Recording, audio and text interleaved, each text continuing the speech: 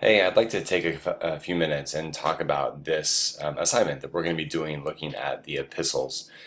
These, as you know, are letters that were written to early church communities, whether it be like a region or a town or a specific city, and that were very relevant for the first century because they addressed certain issues, and you'll see that here on this Google Doc. A lot of these address the significance of Jesus. And then basic things like how to worship, how to live Christianly, what does one have to do, what does one do in order to be Christian, and much, much, much more. Remember, Christianity was really at its infancy stages at this point, and so these letters were profoundly important and impactful because the people simply didn't know what does it mean to be Christian. Christianity was developing; it was really at its genesis, and so these letters have been super important historically, and then of course they remain relevant for millions and millions and millions of Christians.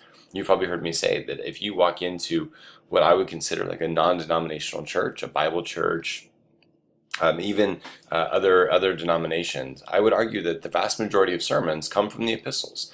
They're very straightforward in many ways. They are very practical, and that's why I think a lot of people like them. And so this assignment is going to basically take three different steps. And the first step is going to look really at the historical studying of these letters. So as you will see down here, well, sorry, actually, the first step is simply to read. So read this handout that I'll have for you in class called The Anatomy of Paul's Letters. It's actually pretty helpful, and it really compares the letters to ancient literature in around the time of Jesus. The second task, and here's where I was jumping a little bit ahead, is that you are going to look at one of these letters. So whether it be Romans, 1 Corinthians, 2 Corinthians, Galatians, Philippians, or 1 Thessalonians, you can choose whichever one you would like, and I'll let you do that. And these letters were written to Christians in Rome or Christians in Corinth. We actually know that there were several letters written to those in Corinth. We just have two of them. Christians in Galatia, Christians in Philippi, and Christians in Thessalonica. And so your first kind of main task after reading is to learn about the city. What was it like to be Christian in Rome? What were the main issues that the Christians faced in Corinth? And Galatia is really interesting in my opinion. What was going on in Galatia? Why were there kind of multiple identities of Christianity in Galatia, and why was Paul chastising them for following after different versions of the gospel of Jesus?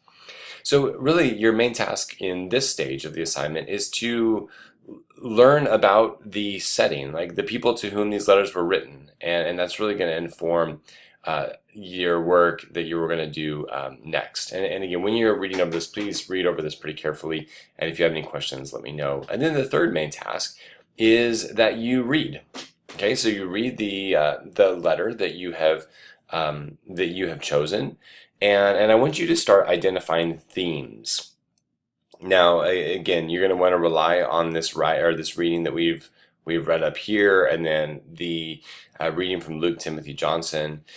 And so I want you to start identifying themes. Now here you're probably going to have to do a little bit of research and be informed by what you discovered here. So for example, one of the main questions in 1 Corinthians was like, how do you worship Christianly? Like, how should Christians worship? And so that is where we get this language that if you're familiar with how Christians celebrate the Eucharist, that's where we get that from. So our Eucharist liturgy at school actually comes from 1 Corinthians. It's when Paul says, well, this is how you worship. On the night Jesus gave himself up for us, he took bread. And after giving thanks, he broke the bread and he gave it to his disciples and he said, take and eat. So that all comes from 1 Corinthians. So one of the main issues in Corinth was, well, how do we worship? So your kind of third main task is to read over the epistles, to do some research, and then to be able to identify these themes that are present in these specific letters. And then finally, you're going to present and you're going to show me what you found.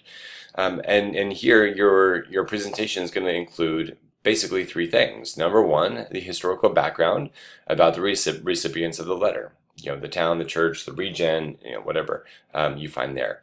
And then some of these major themes that you've identified, and provide some depth there. I don't want to just say like, I don't want to just hear, well, there was a theme of worship. Like I know that. Be more specific. Provide a lot of depth there. And then I want you guys to deal with some of the tension of what you're going to be reading here, because chances are you might read a little bit about slavery, or chances are you might read about the subjugation of women. You might read some things that you think, man, how is that relevant today? And so I want you to and kind of stick your neck out and give me an analysis as how this letter can be relevant today for people.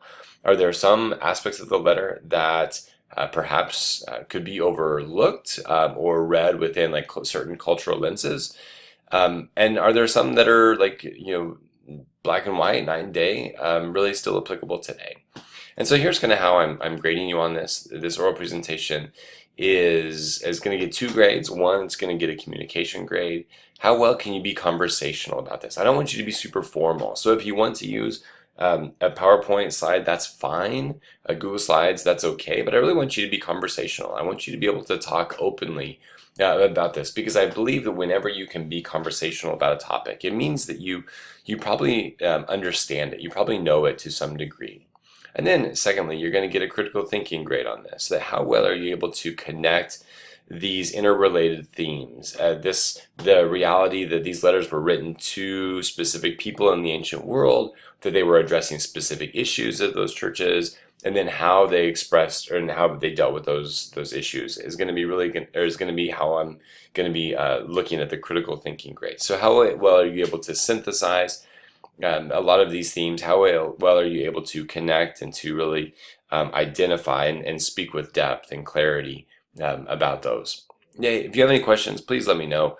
I think that this actually should be a pretty fun way to look at the epistles, because hopefully this will bring them to light a little bit, that you'll be able to realize that these weren't just kind of timeless truths that came down from above, but rather Christianity was at a very vital stage of its development, and these letters were written to aid in that development, to ensure that the tradition was going to continue, and to really help Christians think long term about what does it mean to believe Christianly, what does it mean to live Christianly, what does it mean to act Christianly, and what does it mean to really be a practitioner of this new and emerging faith that really started after the death and resurrection of Jesus.